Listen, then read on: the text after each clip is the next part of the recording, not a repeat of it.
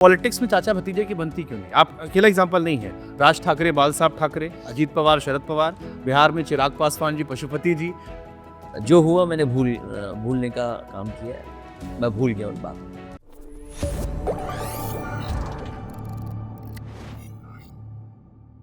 आपने 17 में कहा कि 17 के पहले कई घटनाएं हुई थी। एक सवाल लोग पूछते हैं कि पॉलिटिक्स में चाचा भतीजे की बनती क्यों नहीं? आप अकेला एग्जांपल नहीं है। राज ठाकरे, बाल साहब ठाकरे, अजीत पवार, शरद पवार, बिहार में चिराग पासवान जी, पशुपति जी।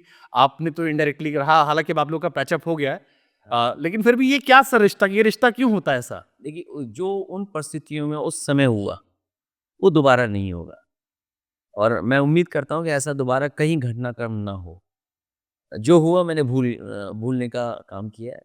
मैं भूल गया उन बातों को। बट अब बड़ी लड़ाई में हम लोग आगे बढ़ रहे हैं साथ। वो हमने देखा, सदन में भी देखा, वो कहते हैं कि हम साथ हैं, यही रहेंगे, सारी चीजें हैं। लेकिन उन घटनाओं ने आपको तोड़ा था? क्योंकि कई चीजें ऐसी हैं जो रह रहकर दूसरे लोग उठा देते हैं। जैसे मुझे उस वक्त की वीडियो याद आते हैं। अब उसमें दो परसेप्शन आता है, आम जनता में परसेप्शन की बात करूं मैं। एक परसेप्शन ये चलता है कि मुलायम जी ने अखिलेश जी को अकेला छोड़ दिया, उसकी वजह से आज अखिलेश जी इतने मजबूत हो गए। जैसे कहते हैं ना, अमरीश पुरी जितना परेशान करेगा तभी अमिताभ बच्चन बनता है। तो अखिलेश जी को अमिताभ बच्चन बनाने के लिए सब अमरीश पुरी बन गए। एक होता है कि नहीं, जो दिखा वो वही सच था। क्योंकि कुछ स्टेटमेंट ऐसे जो अगर मैं व्यक्तिगत तौर पर भी देखता हूं तो मुझे बड़ा परेशान करता है। जैसे एक स्टेटमेंट उन्होंने एक बार कह दिया था, जो अपने पिता का नहीं हुआ, वो स्टेटमेंट कई बार इस्तेमाल भी हुआ, आपके विरोधी आप पर इस्तेमाल कर लेते हैं।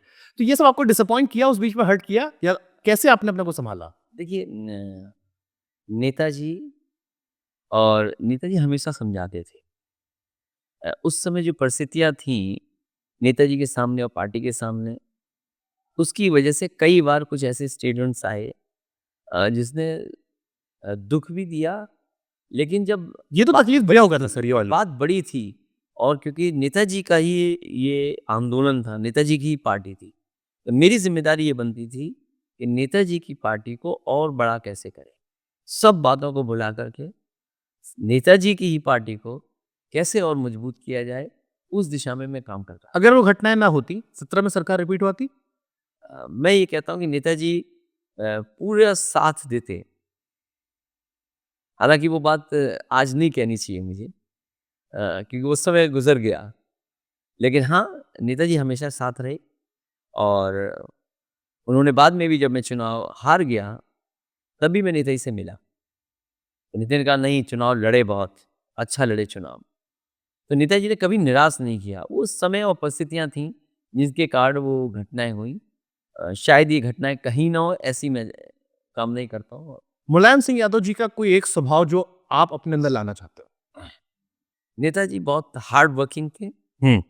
और वो अ, देश की राजनीति में बड़ी भूमिका निभाते थे। एक मुझे उनके स्वभाव में बड़ी अद्भुत चीज नजर आती है, जो बाकी कहीं नजर नहीं आती है। विरोधियों से बड़े अच्छे रिश्ते थे। आपकी शादी में मैंने देखा, अखिलेश यादव जी की शादी हुई तो अटल बिहारी वाजपेयी साहब आ गए। तेज प्रताप जी की जब शादी हुई, उसमें नरेंद्र मोदी जी आ गए। आडवाणी जी की वो तारीफ करते थे, जब गिरफ्तार भी किया था तब भी कह रहे थे लालू जी और वो कि बड़े नेता हैं, आपका ख्याल रख रहे हैं, फोन करके पूछ रहे हैं। आखिरी दिनों में देखा, योगी जी बार बार मिलने उनसे गए। तो ये बड़ा अद्भुत लगता है मुझे कि विचारधारा इतनी विपरीत है, लेकिन विरोधियों से इतने अच्छे रिश्ते।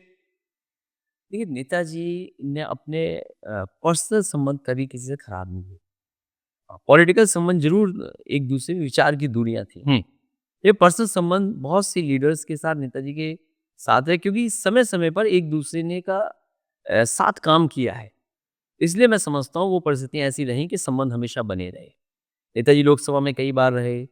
नेताजी ने देश की जो बड़ी बड़ी घटनाएं या बड़े बड़े जो फैसले थे उसमें साथ काम किया। इसलिए मैं समझता हूँ उनके व्यक्तिगत संबंध अच्छे थे। अ, व्यक्तिगत संबंध में हमारे भी अच्छे हैं, ऐसा नहीं है।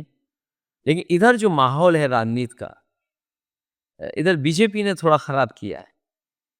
बीजेपी अपनों से ही संबंध चाहती है। बीजेपी कभी विपक्ष के लीडर से सम्मान या उनसे व्यवहार अच्छा नहीं चाहती। शायद पुरानी नेताओं में ये था कि एक दूसरे के प्रति सम्मान भी था, एक दूसरे के प्रति लिहाज भी करते थे, एक दूसरे की बात भी मानते थे अगर कोई सही बात है। एक दूसरे से सुझाव भी लेते रहे हों।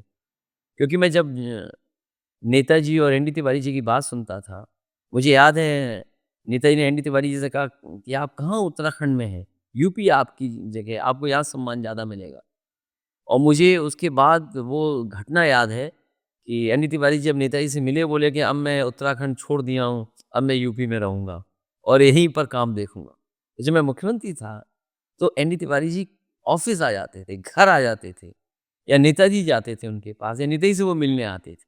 तो ये पुराने लीडर्स में इस तरह का व्यवहार और संबंध बने रहे।